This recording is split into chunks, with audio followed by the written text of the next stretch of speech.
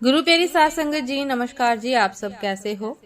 आशा करती हूँ बाबा जी के श्री चरणों में अरदास करती हूँ कि मालिक की कृपा से, निरंकार दातार की मेहरबानी से आप सब बहुत खुश होंगे, मौज बहार में होंगे और अवश्य ही भजन सिमरन में होंगे। साध संगत जी, मैं हाजिर हूँ आज आप सभी से एक बहुत ही खूबसूरत साखी साझा करने के लिए। उम्मीद करती हूँ ये साखी आप सभी को बहुत पसंद आएगी। तो साथ संगत जी, चलिए आइए समय न गवाते हुए साखी को आप सभी से साझा करते हैं जी।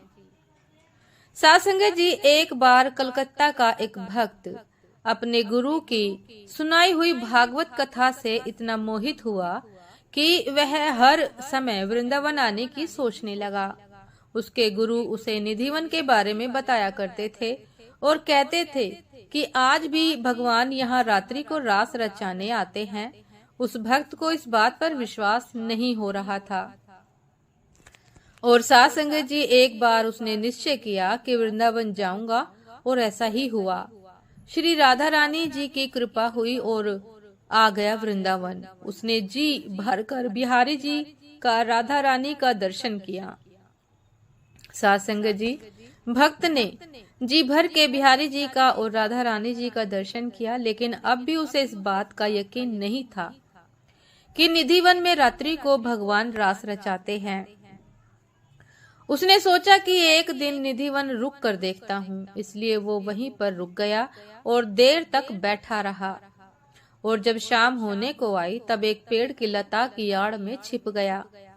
साध संगत जी, जब शाम के वक्त वहां के पुजारी निधिवन को खाली करवाने लगे तो उनकी नजर उस भक्त पर पड़ गई और उसे वहां से जाने को कहा। तब तो वो भक्त वहां से चला गया, लेकिन अगले दिन फिर से वहां जाकर छिप गया और फिर से शाम होते ही पुजारियों द्वारा निकाला गया और आखिर में उसने निधिवन में एक ऐसा कोना खोज निकाला जहां उसे कोई न ढूंढ सकता था।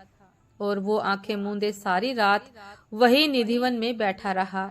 और अगले दिन जब सेविकाएं निधिवन में साफ सफाई करने आई तो पाया कि एक व्यक्ति बेसुध पड़ा हुआ है और उसके मुंह से झाग निकल रहा है। साध संगत जी, तब उन सेविकाओं ने सभी को बताया तो लोगों की भीड़ वहां पर जमा हो गई। सभी ने उस व्यक्ति से बोलने की कोशिश की, लेकिन वो कुछ भी नहीं बोल रहा था। लोगों ने उसे खाने के लिए मिठाई आदि दी, लेकिन उसने नहीं ली और ऐसे ही वो 3 दिन तक बिना कुछ खाए पिए ऐसे ही बेसुध पड़ा रहा। और 5 दिन बाद उसके गुरु, जो कि गोवर्धन में रहते थे, बताया गया। तब उसके गुरुजी वहां पहुंचे और उसे गोवर्धन अपने आश्रम में ले आए।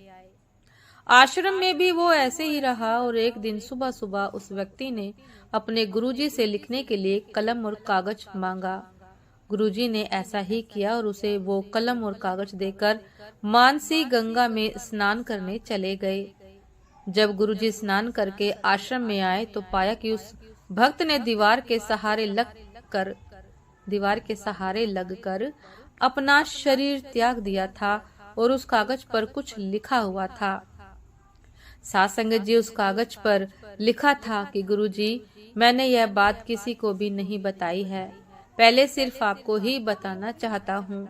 आप कहते थे ना कि निधिवन में आज भी भगवान रास रचाने आते हैं और मैं आपकी कही बात पर यकीन नहीं करता था, लेकिन जब मैं निधिवन में रुका तब मैंने साक्षात बाके बिहारी का राधा रानी के साथ, गोपियों के साथ रास रचाते हुए दर्शन किया और अब मेरी जीने की कोई भी इच्छा नहीं है।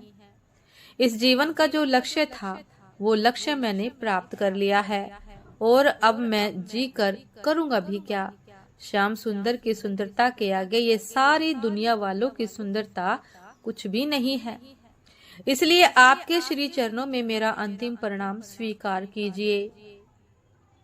साध संगत जी, वो पत्र जो उस भक्त ने अपने गुरु के लिए लिखा था आज भी मथुरा के सरकारी संग्रहालय में रखा हुआ है और बंगाली भाषा में लिखा हुआ है।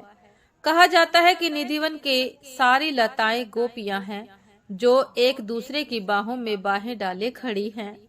जब रात में निधिवन में राधा रानी जी बिहारी जी के साथ रास लीला करती हैं तो वहां की लताएं गोपियां बन जाती हैं और फिर रास लीला आरंभ होती है। इस रास लीला को कोई नहीं देख सकता। दिन भर में हजारों बंदर, पक्षी, जीव जंतु निधिवन में रहते हैं, पर जैसे ही शाम होती है सब जीव जंतु बंदर अपने आप निधिवन से बाहर चले जाते हैं।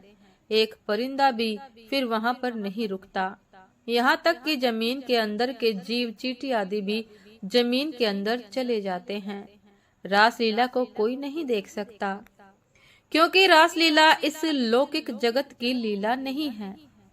रास तो अलौकिक जगत की परम दिव्य, अति दिव्य लीला है, जो कोई साधारण व्यक्ति या जीव अपनी आंखों से देख ही नहीं सकता। जो बड़े बड़े संत हैं, उन्हें निधिवन से राधा रानी जी और गोपियों के नुपुर की ध्वनि सुनी है।